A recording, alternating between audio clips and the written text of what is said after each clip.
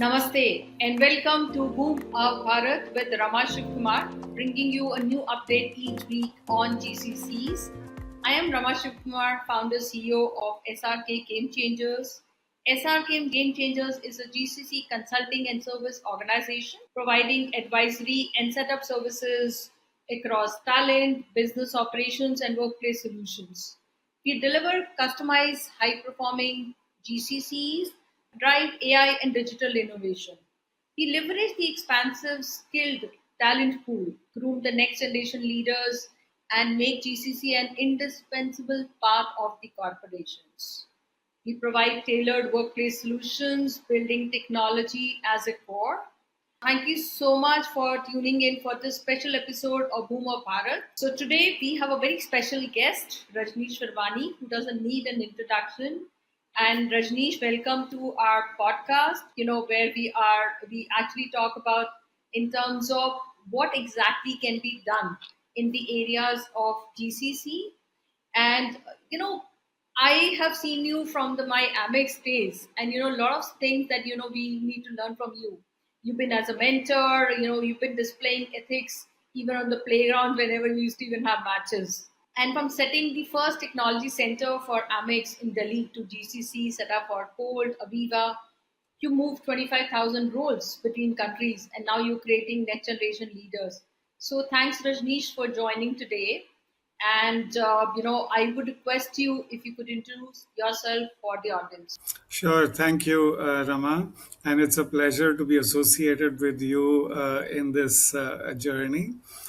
From my point of view, I've been in the industry for a long, long time. Actually, in two different innings, I would say.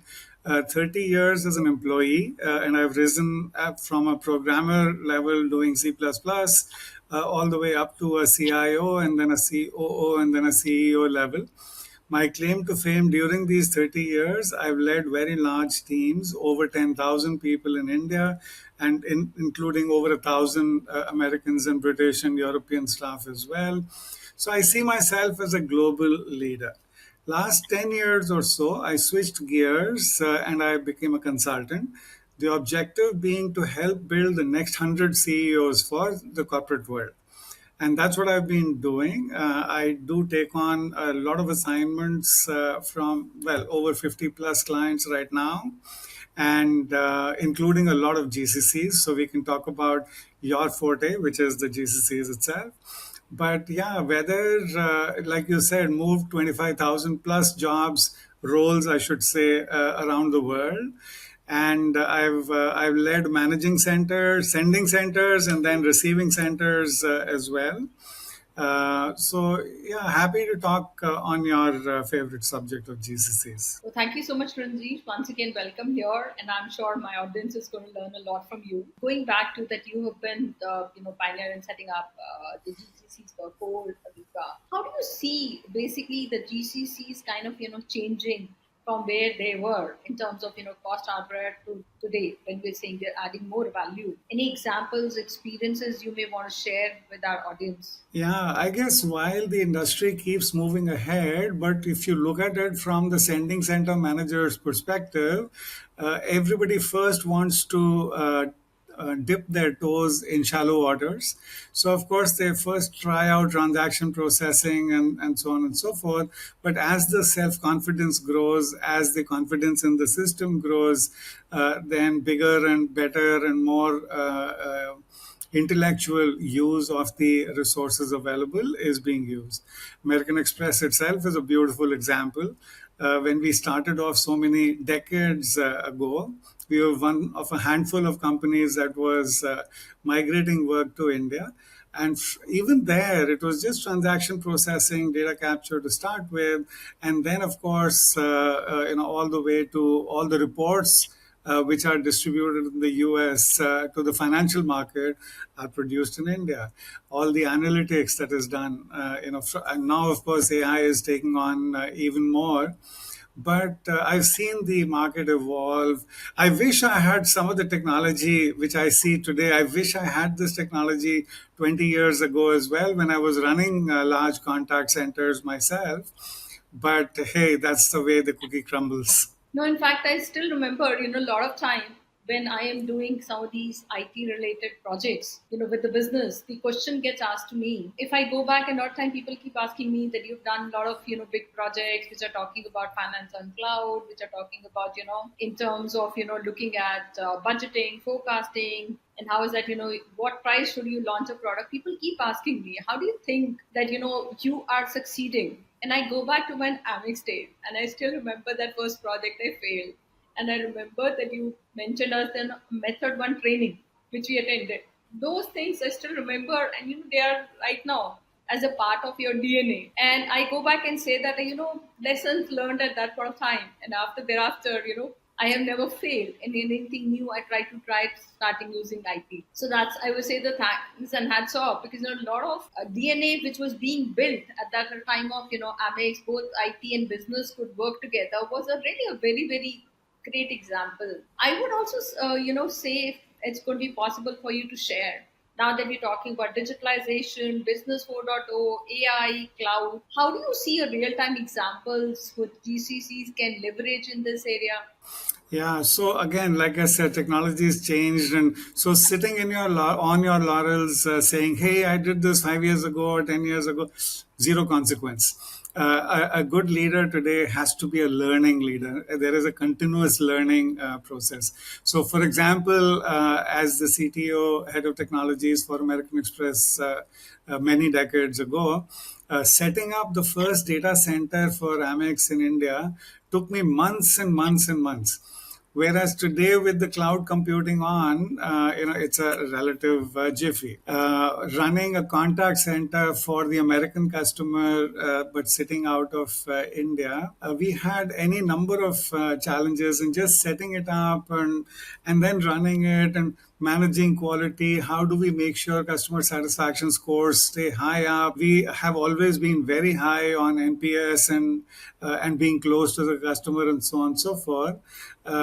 Doing having a separate quality team look after maybe random sampling of 2% calls and trying to figure out if we are servicing the customer well, etc.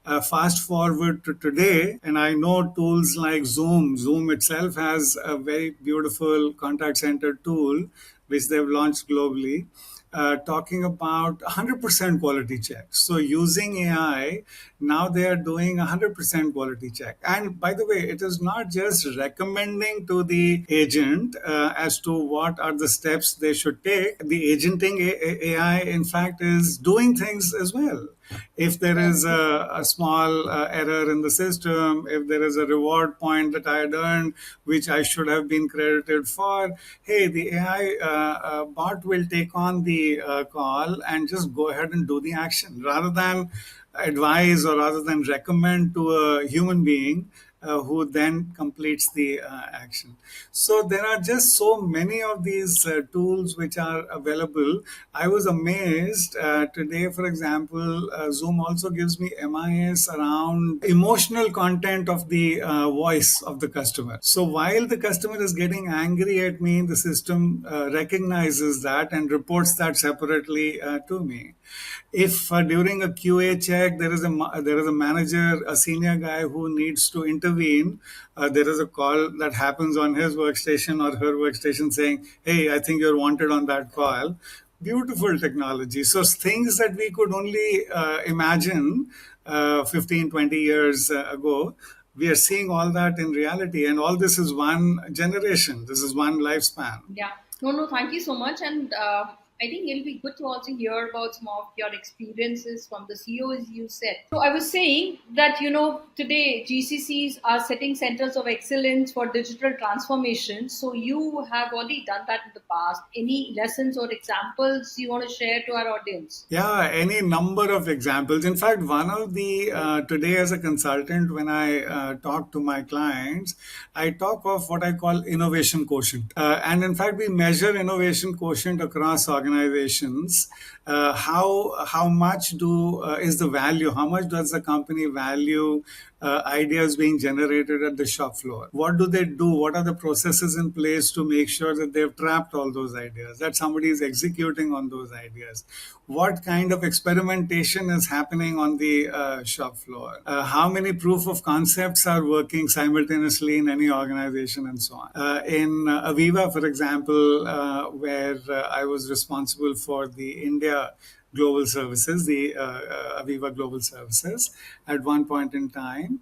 I won't go into the details, but yeah, our net promoter score was at a certain level in UK. This is for, say, claims, for motor claims. And we decided in India to tinker with the process a little, change the process around, experimented for a smaller group of customers, and our NPS score shot up like crazy. Those scores had never been seen in the parent company in the UK itself. So suddenly, India became not only a center of excellence in what we were doing, it actually became a center for experimental, trying new ideas, see how they work. If they don't work, we do nothing about it. But if they work, then we implement that process and technology in the parent companies and global other centers as well across the world.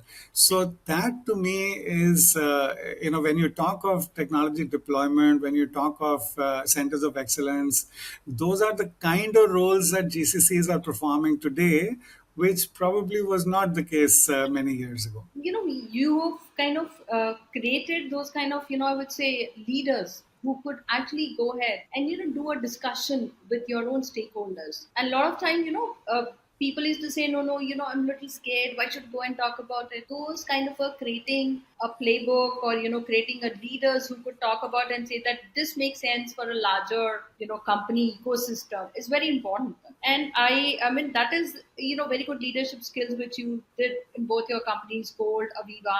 And today we see that GCC leaders should build that. Anything you would like to kind of Rajnish, talk about what actually made you create that kind of great leaders in all the organization you worked? Yeah, no, absolutely. Thank you for asking this question, Rama. Having been in the line leadership roles for so many years, I was never fond of classroom trainings. I was always a fan of coaching because, especially for leadership, if you have to change behaviors, then to me, sending a person for a training class is not the answer. The answer is sustained interventions across 6 months or 12 months. And now that I have, over the last 10 years or so, I've coached over 400 leaders. And I focus my energy on the senior guys, so the top half of the pyramid. Whether it is the CEOs and CXOs or your VPs and directors and so on, senior managers as well. And what I found is that typically and I know there is always a danger in typifying, because there'll be always an exception, that'll come tapping me on the shoulder saying, Rajnish, no, what you said was wrong. But I think if I were to typify and generalize, I'd say as leaders, as IT leaders move up the ranks and become global players, then becoming good business partners is absolutely essential. You may have been an expert yourself a few years ago, but now you're a leader of experts. In fact, this is one of the questions I provoke the thinking of my coachees with, is to say, are you an expert leader today, or are you a leader of experts? If you're really a leader of experts, then your focus should be on building relationships, on your professional networking with your counterparts in the Western world, or wherever the parent company is. To me, that is much more important, because eventually I found relationships work like lubricating oil. It'll resolve conflicts for you as and when they happen. So building your knowledge about business. I mean, having grown up as an IT guy myself, I know one of the reasons, at least, that I feel I have done well, or my career has done well, is because I was always a business guy, and my job was really scanning the marketplace, what's happening in the market outside, strategic thinking. In fact, today, for my clients, I do a lot of coaching around strategic thinking, but it's not IT for the sake of IT. It is IT for the sake of business. How can I implement? How do I know what's happening in the marketplace? How do I know? How do I connect the dots with what are the challenges faced by my organization and so on and so forth?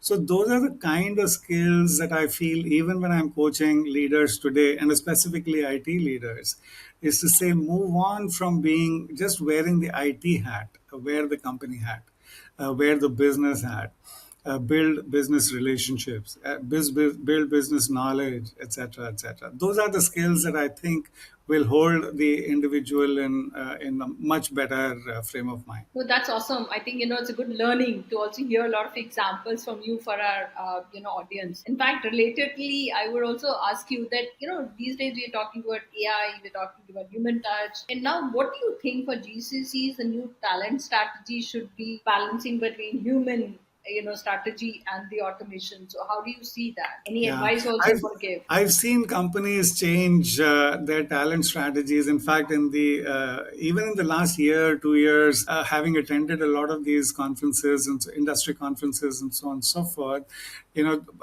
I know at one point in time, if my office is in Gurgaon, I would like to set up my car, the pickup, transport pickup and drop services to maybe in Delhi, maybe, yeah, I would hesitate in hiring people from Faridabad or maybe hesitate in hiring people from Ghaziabad and so on and so forth. Today, that's not the case at all. Today, with work from home, work from anywhere, when a center is set up in Navi Mumbai, the people could be living anywhere in Mumbai. In fact, I know of so many cases where people are living outside of the Navi Mumbai zone, maybe even Pune.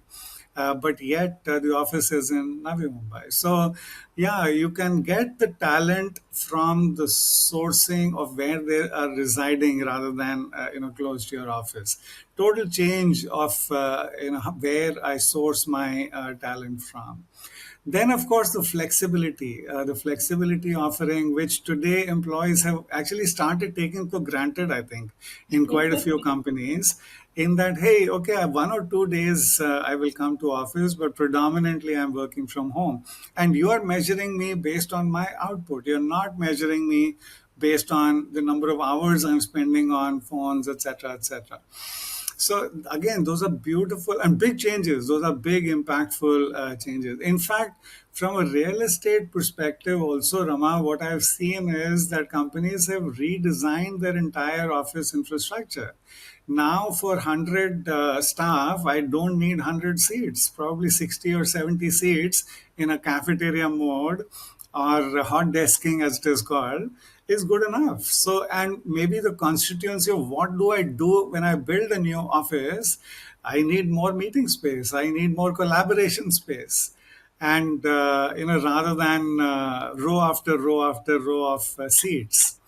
So so there is huge changes in the.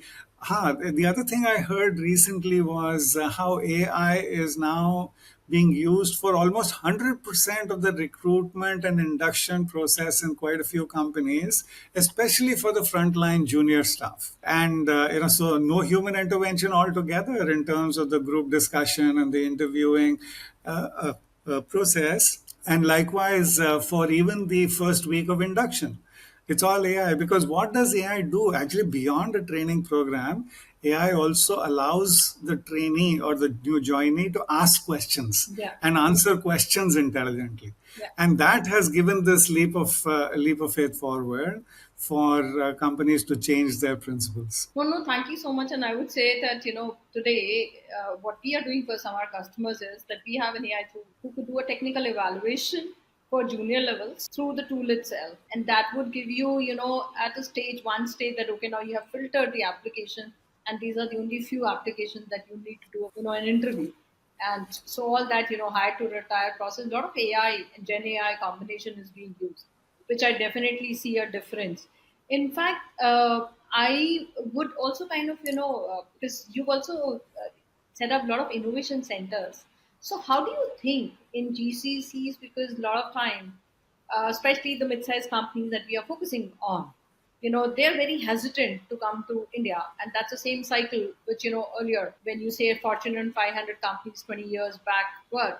going through the same cycle. That innovation culture is something that we could build for them, and build also that as a kind of more startup culture. How do you think this can be done and will be very important for them? Yeah, so I spoke about IQ, innovation quotient rather than intelligence quotient earlier on. So maybe I can link up the answer there. Actually, I think I can bring a little twist to your question, and I'll take my learnings from the sports field, which I implement in doing something like this.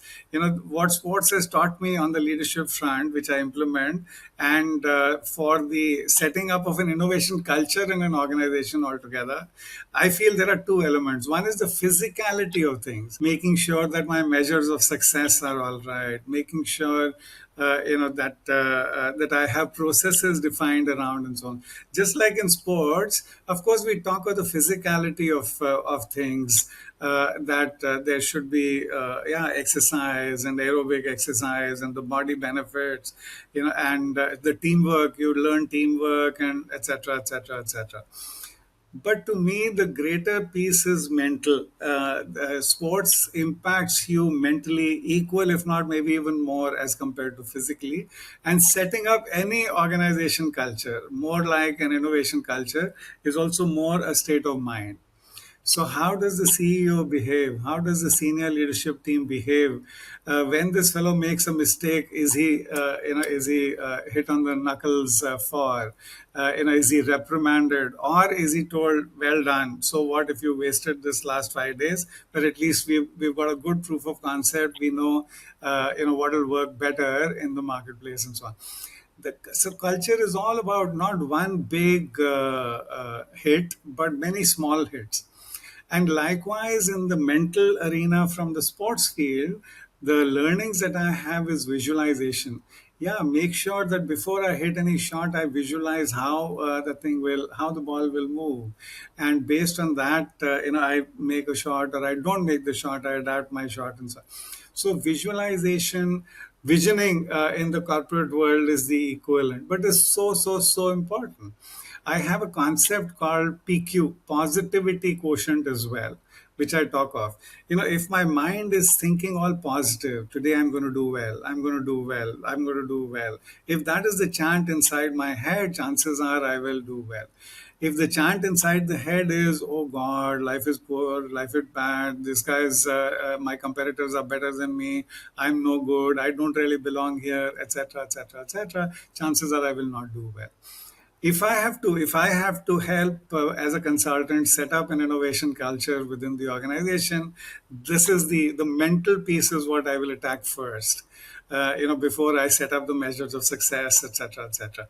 I have to make sure that thinking is drilled down from the CEO all the way to the rank and file of the organization. And if that happens, culture will be set up. No, no, that's a good thing. You kind of telling us how is a combination. I would say, in terms of link, future leaders should look at both leadership, sports, and collaborative mindsets in GCCs, which is a very very important thing. And you, as a business leader, has truly shown that. You've been a sports enthusiastic as well. And I still remember our basketball competition with you in Delhi, where we said that we learn one thing, which is that at sports we play with the sportsman's spirit. Yeah. And Absolutely. that's the same thing with the innovation also. We say that we can try here, and you either succeed or you learn. And there are a lot of new things that we could learn by trying in our innovation labs. So thank you so much for this, Rajnish.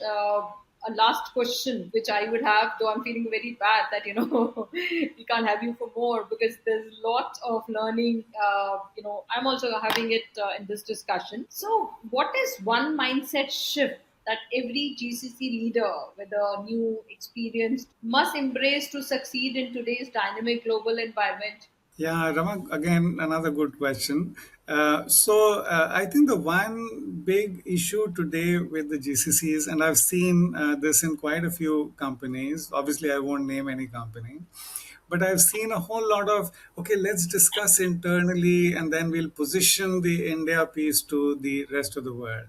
I don't agree with this. I feel the mindset change has to be to say, I'm wearing the company hat. I'm not wearing, a regional hat or an India hat or a departmental hat or whatever else. And therefore, whatever is the right decision to be taken from a company point of view is the right decision to take, even if it is going against the thinking of the an element of the GCC, etc., etc. So personally, one last message for the show of yours, I'd say wear the global hat, wear the company hat. Do not wear a departmental or an India hat to say, oh, let me position myself appropriately so that GCC looks good in the eyes of the parent. No, no, you're too senior to be just a departmental leader. And that's one message that I would give to the senior leadership team in India in terms of changing mindsets. No, thank you so much, Rajnish. It was really lovely to have you, and I'm sure there's going to be a lot to learn, from the experiences and the examples you shared today. And so, thanks the audience for tuning into this special episode of Boom of Bharat. Don't forget to subscribe for more insights on the ideas and innovations shaping our world. If you have any thoughts or stories to share on this topic, we would love to hear from you. You could connect with me on LinkedIn, SRK Game Changers, or drop a question on our website, srkgamechangers.com. Till next time, namaste from Boom of Bharat. Namaste. Thank you, guys. Thank you, folks. Thank you, Rama.